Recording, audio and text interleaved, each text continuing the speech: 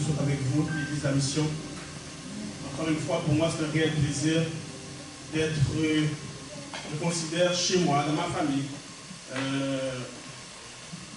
Ça fait déjà plusieurs fois qu'on a l'opportunité d'adorer le Seigneur ensemble, mais je crois qu'à toutes les fois que j'ai l'opportunité, moi et ma famille, on a l'opportunité d'être des vôtres, la bénédiction qui découle de nos rencontres sont extraordinaires. Donc je remercie l'ensemble de l'organisation. Je remercie d'une manière spéciale l'équipe de louange qui nous ont bénis. Lorsque vous êtes chez vous, je ne sais pas si vous avez reçu cette bénédiction, cette onction qui est descendue ici dans ce lieu, mais nous avons été richement bénis. J'en profite également de l'occasion pour saluer de manière spéciale mon ami, mon frère, la personne de pasteur Bertoli, et je salue sa famille, sa femme, une famille que j'aime beaucoup, et que le Seigneur nous a permis que nous puissions être unis pour son œuvre, et nous rendons gloire à Dieu pour cela.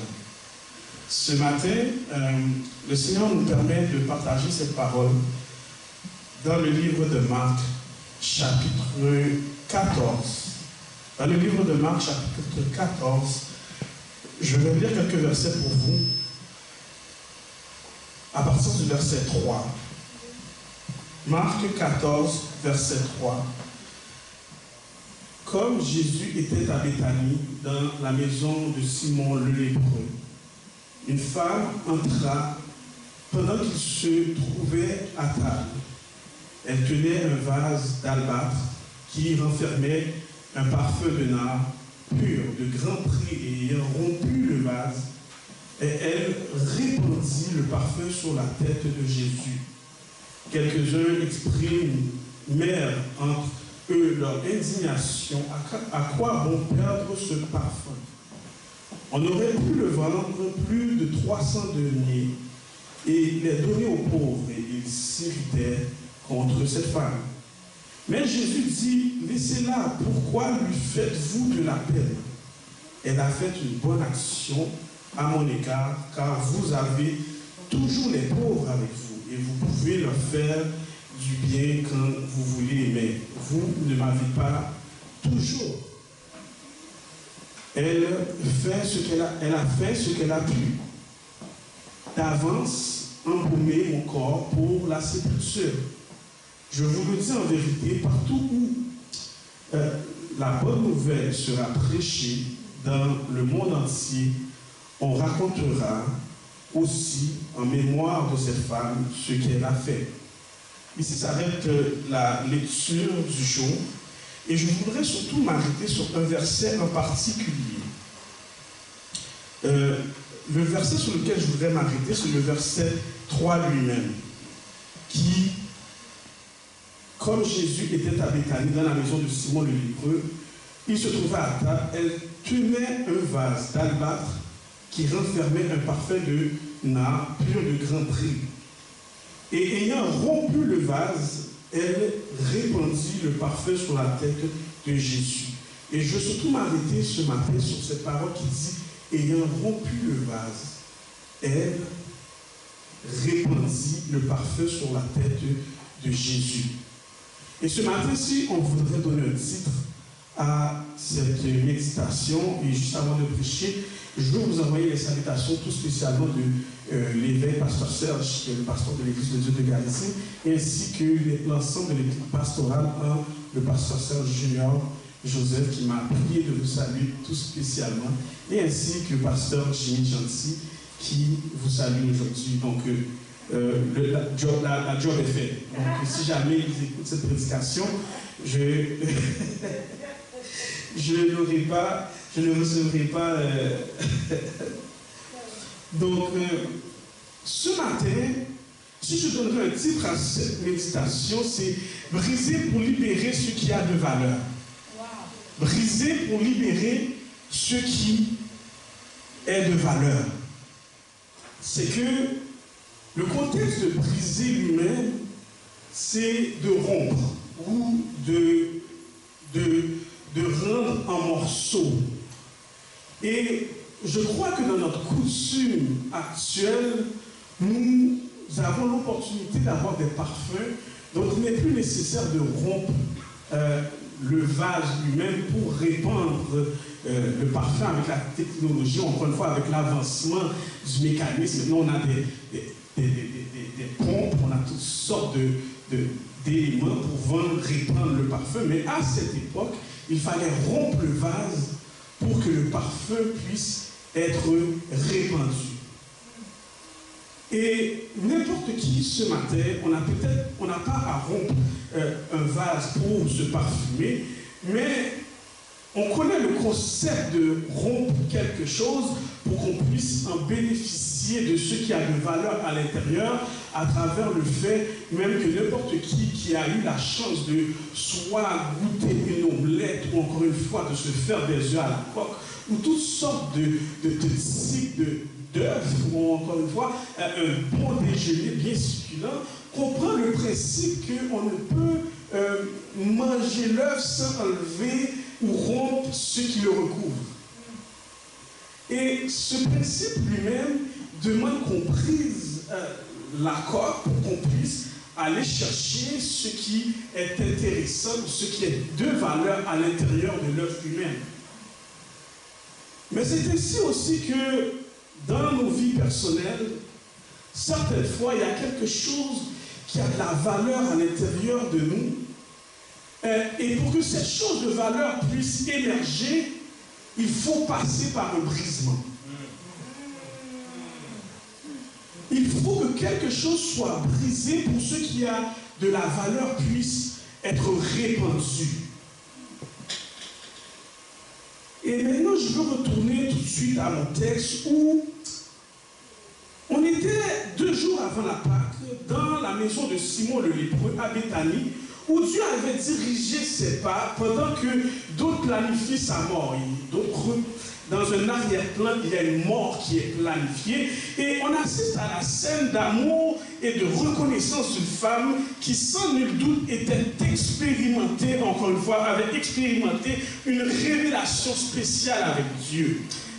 Cette histoire aussi est aussi racontée dans le livre de Luc et le livre de Jean, avec quelques différences au niveau du récit. Mais lorsque nous juxtaposons l'ensemble des récits, nous comprenons que c'est un souper qui avait lieu chez Simon le lépreux, dont Lazare était présent, Marthe était également présente, et Marie, la femme qui va répandre le parfum, y était également.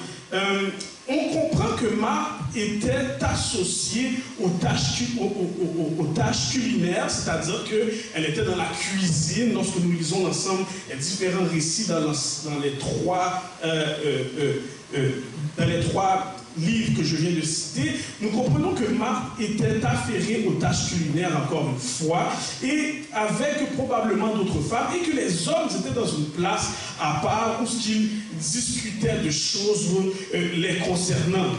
Et les choses du royaume, bien entendu, vu que Jésus est présent.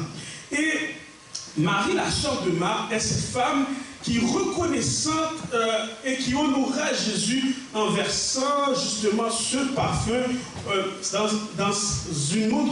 dans un autre livre, on va dire que ce fut sur ses pieds. Et dans ce livre-ci, on va parler de sur sa tête. Ce qu'on conclut, c'est que cette femme a brisé le contenu du parfum, en a répandu sur les pieds de Jésus pour ensuite en répandre sur sa tête.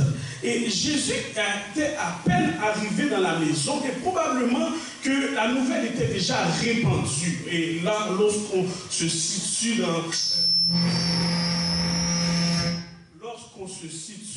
dans le texte lui-même, c'est qu'on comprend que probablement Jésus était à peine arrivé dans la maison de Simon et que une fois dans la maison de Simon, il y avait déjà une nouvelle répandue qui disait que Jésus était présent. Et alors que Jésus est à table avec Simon, le lépreux, Lazare et les disciples, c'est là qu'on suppose que depuis des heures, cette femme qui se trouve à être mariée rôde auprès de la maison de Simon sans se décider à y pénétrer, parce qu'on comprend, voulant vous mettre dans le contexte, que les femmes étaient souvent séparées des hommes et les hommes discutant des choses qui leur concernent. Cette femme ne faisait pas partie justement de ce cercle échangeant sur les choses du royaume. Et on suppose qu'elle probablement rôdait, n'ayant pas encore été invitée à ce dîner pour se joindre justement à ces hommes. D'ailleurs, Simon ne l'aurait pas invité à se rendre à table alors qu'il était à table avec son Seigneur et d'autres hommes. Et quelque chose qui frappe notre lecture ce matin, c'est que tout à coup, elle traversa cette salle interdite aux femmes. Dans un premier temps, quelque chose que nous constatons, c'est que cette femme, elle traverse une salle qui lui était interdite. C'est-à-dire qu'elle est prête à briser toutes les normes qui lui interdisent de se rendre auprès de son Jésus. Elle est prête à faire fi de ce que les autres autour d'elle vont penser, ou encore une fois, ce que les disciples vont penser. Donc, elle rentre dans cette salle, passant à travers ces hommes, à un moment où ils n'y s'attendaient pas. Donc tout d'un coup, elle apparaît. Probablement, ces hommes devaient se demander, mais que vient faire ici cette femme? Et quand elle est déterminée, et souvent c'est une qualité qu'on retrouve chez les femmes. Une femme déterminée, elle est déterminée. Laissez-moi vous dire, une femme déterminée est déterminée. Et dans la Bible, on le voit souvent, tant à travers la femme à la perte de sang, et bien dans d'autres occasions. Cette femme est déterminée. Qu'est-ce qu'on pensera de moi ne m'intéresse pas. Ce que les autres diront ne me disent rien, mais j'ai une chose que je veux faire. Je veux me rendre auprès de mon Seigneur. Elle s'approche de Jésus avec son vase de parfum qu'elle brisa et versa une partie sur ses pieds et une autre partie sur sa tête. Maintenant, ce matin, la première question qui nous est posée à nous qui écoutons cette allocution, c'est quelle contrainte ou norme de la société nous empêche de nous rendre vers notre Seigneur Jésus. Car encore une fois, aujourd'hui, dans la société dans laquelle que nous vivons, il y a toutes sortes de normes ou de contraintes qui voudraient nous empêcher de nous rendre vers notre Seigneur Jésus. Aujourd'hui, ce n'est pas une distinction entre femmes et hommes, mais il y a toutes sortes de contraintes qui voudraient nous empêcher de nous rendre vers notre Seigneur Jésus. Que ce soit, alléluia, les attraits du monde, que ce soit encore une fois les attraits du gain de la part pour l'argent, que ce soit toutes sortes de choses qui voudraient nous empêcher de nous rendre vers notre Seigneur Jésus. Encore une fois, aujourd'hui, il y a énormément de choses qui constituent des normes qui veulent nous empêcher de nous rendre vers notre Seigneur Jésus. Et ce matin, à l'instar de cette femme, nous sommes appelés à briser ces normes, nous sommes appelés à marcher de pas décidés, à marcher d'une manière où ce que les autres diront ne nous dérange pas, ce que les autres penseront ne nous dérange pas, parce que nous savons la relation que nous avons avec notre Seigneur Jésus. Ce matin, le Seigneur cherche des gens décidés à marcher d'un pas ferme, en dépit que les normes veulent nous exclure de cette relation, mais on doit marcher d'un pas ferme et marcher vers notre Seigneur Jésus. Amen. Elle apporte un parfum de grande qualité, représentant la qualité de son Seigneur. C'est qu'on précise que ce parfum était de grand prix.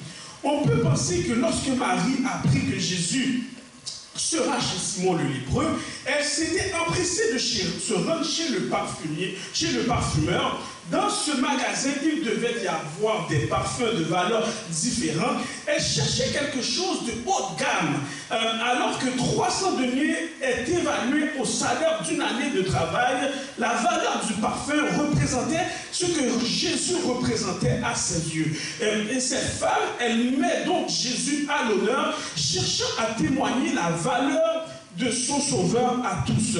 Que représente Jésus ce matin à vos yeux? Quelle valeur donnez-vous à Jésus ce matin dans votre vie? Quelle valeur donnez-vous à Jésus dans votre existence? Quelle valeur donnez-vous à Jésus dans votre vie de tous les jours? Est-ce que Jésus est valorisé simplement le dimanche ou il est valorisé lundi, mardi, mercredi, jeudi, vendredi, samedi et dimanche? Quelle valeur donnons-nous à Jésus? De quelle manière honorons-nous Jésus encore aujourd'hui dans notre milieu de travail? De quelle manière honorons-nous, on donne honneur à Jésus encore aujourd'hui alors que je discute avec mes voisins?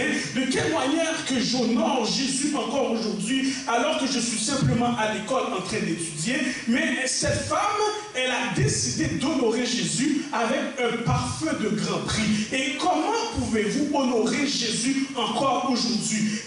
Le Seigneur demande à être honoré encore aujourd'hui, et pas simplement en une journée, pas simplement en un moment, mais sur une base continuelle. Le Seigneur demande à être honoré.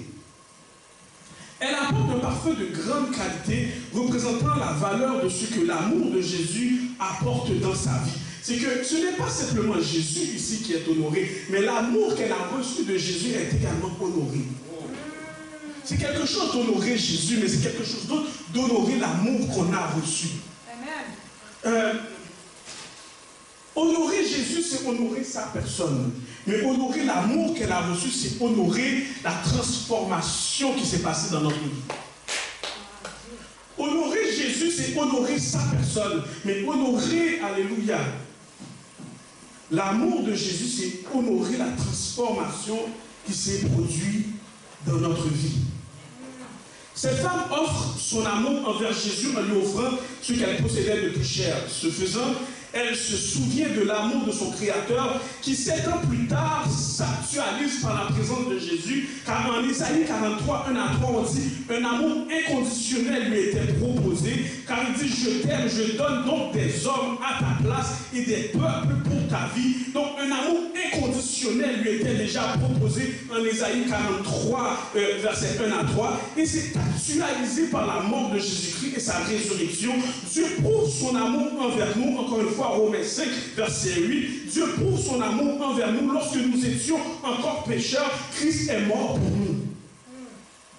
Et cette femme, comprenant ce qui est en train de se passer, alors que même les disciples qui étaient autour de Jésus ne comprenaient pas qu'il allait avoir une mort et une résurrection, qu'elle allait permettre qu'il, dans l'amour de Jésus-Christ, qu'elle allait permettre qu'il soit sauvé. Et son amour ajoute une valeur à notre vie. Et ce prix qu'il ajoute à notre vie, c'est le prix du changement. C'est le prix de la transformation. C'est le prix que hier j'étais, aujourd'hui je suis quelqu'un de nouveau. Hier je voudrais dans le péché, mais aujourd'hui j'ai la joie d'embrasser un sauveur qui a fait de moi un homme honnête. Oh, alléluia. C'est que le Seigneur est celui qui est capable de faire cela. Et maintenant, lorsque nous rentrons dans le verset qui nous concerne, par rapport à ce vase qui sera rompu, il y a une libération de son adoration à travers le brisement du vase. Le fait même que le vase est rompu, il y a une libération de son adoration à travers le brisement du vase. Regardons maintenant cette scène au ralenti et tout comme nous la regardions dans des lunettes lorsque nous écoutions un film. Quand elle traversait cette salle remplie de convives, elle avançait avec assurance. Elle se disait, je suis ce que je suis aujourd'hui, je suis libre. N'importe qui a rencontré Jésus reconnaît la libération que Jésus apporte dans sa vie. N'importe qui a été transformé par Jésus reconnaît que la libération que la relation avec Jésus apporte dans notre vie. Elle a été libérée, elle a été affranchie du péché et toute entrave son passé. C'est grâce à Jésus qu'aujourd'hui, elle est une personne nouvelle. Une personne que peut-être que dans le passé, on ne considérait pas. Mais aujourd'hui, même elle reconnaît la valeur qui est en elle parce qu'il y a un Jésus qui lui a manifesté son amour. Du fumier, il a retiré pour me faire asseoir avec les grands de ce peuple. Si mon frère Lazare est encore vivant, Marie, sœur de Lazare, si mon frère Lazare est encore vivant, c'est grâce à lui. Tout en s'approchant du Seigneur, elle revoyait le film de sa vie passer au moment de rencontrer cet homme qui lui a fait voir sa personne sous un nouvel angle. Je ne sais pas si quelqu'un a déjà fait cette rencontre avec le Seigneur et compris que sa vie, ou encore une fois, l'ensemble de son être trouvait un nouvel angle auprès du Seigneur. Lorsque le Seigneur n'est pas dans notre vie, nous regardons notre vie avec un seul angle. Mais lorsque le Seigneur rentre dans notre vie, l'angle dans lequel nous pouvons voir notre vie est un angle, je dirais, de 360. Certaines fois, j'aime dire un angle panoramique, un angle qui nous permet de tourner, de voir que même si en avant est noir, en arrière peut être rose. Même si le côté est noir, l'autre côté peut être bleu et extraordinaire. C'est que certaines fois, avec notre Seigneur, il est indispensable de passer par le noir pour pouvoir, alléluia, voir sa gloire. Certaines fois, avec notre Seigneur, il est indispensable de passer par des difficultés pour pouvoir voir la libération. Et tout cela fait partie du brisement. Les critiques pleuvaient suite à son geste, car le symbolisme du vase brisé n'a pas été compris des observateurs. On aurait pu nourrir beaucoup de pauvres avec le montant qu'on aurait vendu justement ce parfum dans certains disciples. Mais comprenez ce matin, le contenant du vase est un geste de prédilection qui embaume Jésus pour sa sépulture. Mais qu'est-ce que cela veut dire pour vous et moi ce matin? Je peux dire que ça embaume Jésus pour sa sépulture. Mais dans ma réalité aujourd'hui, qu'est-ce que cela veut dire? Le vase brisé relâche le produit de qualité qui se trouve à l'intérieur. De la même manière qu'au début de mon allocution, je disais qu'il fallait que l'œuf soit brisé pour relâcher ce qui est de qualité à l'intérieur de la coquille. Mais le vase ici brisé permet que Marie, à travers sa rencontre avec Jésus, laisse une enveloppe charnelle être brisée, afin que pour retrouver sa vraie valeur à travers l'amour de Jésus. Ce matin, je veux vous inviter à laisser l'enveloppe charnelle être brisée. Laissez l'enveloppe charnelle être brisée, car à l'intérieur de vous se trouve un parfum de grand prix. À l'intérieur de vous se trouve un potentiel de grand prix. À l'intérieur de vous se trouvent des possibilités innombrables de grand prix. Mais certaines fois, tant que le vase n'est pas brisé, tant que votre vie charnelle, la composition charnelle du corps n'est pas brisée, nous ne pouvons permettre que ce potentiel de grand prix soit répandu. Et voici ce que le vase brisé représente ici dans cette parole. Le vase brisé nous représente dans un premier temps pour Marie que son potentiel de grand prix est en train d'être répandu. Et maintenant, qu'est-ce que ce vase brisé représente pour Jésus? Jésus lui-même quittera le corps charnel qui sera brisé et meurtri à la croix pour que son esprit puisse s'en retourner au Père. C'est-à-dire que Marie est elle-même une carapace charnelle de Marie est brisée. Le corps charnel, encore une fois, le corps humain de Jésus sera brisé, mais dans les deux cas, il y a quelque chose d'extraordinaire qui est répandu. Dans le cas de Marie, c'est son potentiel extraordinaire, sa détermination de service, et parce qu'elle a accepté que son corps charnel soit brisé, que ses désirs charnels soient brisés. Dans le cas de Jésus, son esprit retournera au ciel parce qu'il a accepté de mourir sur la croix, il a accepté d'être crucifié afin que, alléluia, que l'esprit qui était promis aux disciples puisse être relâché. Et ce matin, je voudrais vous faire comprendre qu'il faut que son corps soit brisé pour qu'il puisse sauver l'humanité. Il y a une ancienne vie, une ancienne façon de faire, une histoire passée qui doit être brisée dans votre vie. Et c'est pour cela que ce matin, à l'instar de Marie, il faut briser le contenant afin que le potentiel extraordinaire qui est en vous puisse être répandu. Ce matin, à l'instar de Marie, on brise les vases. Ce matin, à l'instar de Marie, on brise la charnalité. Ce matin, à l'instar de Marie, on brise tout ce qui n'est pas de Dieu afin que le potentiel extraordinaire que Jésus-Christ a déposé en vous puisse être répandu, car il y a quelque chose qui doit être répandu. Trop longtemps, vous avez laissé confiner, vous avez laissé dans un vase le potentiel que le Seigneur a déposé en vous. Ce matin, le Seigneur vous appelle à le répandre, mais pour ce faire, il faut qu'il y ait une enveloppe charnelle qui soit brisée, une transformation réelle qui se produise, et ce à travers, alléluia, Jésus-Christ, de pas déterminer, marcher vers Jésus-Christ, afin que vous aussi, dans votre vie, le vase qui doit être brisé, puisse être brisé pour que le plein potentiel puisse voir le jour. Que le Seigneur vous bénisse, que le Seigneur vous fortifie et que le Seigneur vous aide à passer à travers cette transformation, car cette transformation, certaines fois, comme je disais au début de la locution, peut vous mettre dans des conditions où les moments sont noirs. Mais grâce à Dieu, il nous permet de voir notre vie sous d'autres angles, qui fait que les moments noirs cachent des moments brillants, des moments éclairés et des moments magnifiques. Tout cela par la grâce de notre Seigneur Jésus-Christ qui est merveilleux. Donc ce matin, laissez le Seigneur briser ce qui doit être brisé afin que votre potentiel puisse être répandu. Que le Seigneur vous bénisse.